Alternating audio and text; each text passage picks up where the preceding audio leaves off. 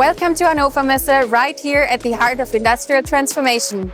Guillaume, what are the key challenges in manufacturing today? I would list 4 challenges. First one is product complexity and diversity. That was some messes in shop floors, so we need to help our clients solve that. Second is supply chain instability. We saw it in COVID, it hasn't improved, it's gotten worse with energy, with political instability. Again, we need to help our clients fix that.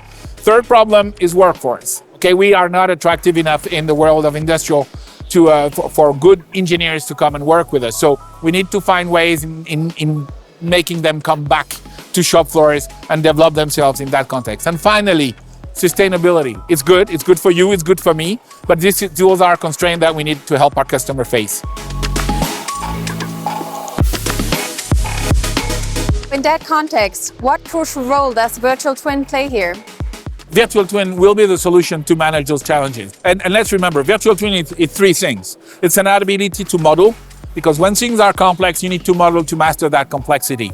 It's a connection to reality and the real world. We are operational people. Plan is good, execution is better. So we need to connect the model to the execution. And finally, this is collaborations, because you connect model and execution to be able to take decision, but decision needs to be collaborative.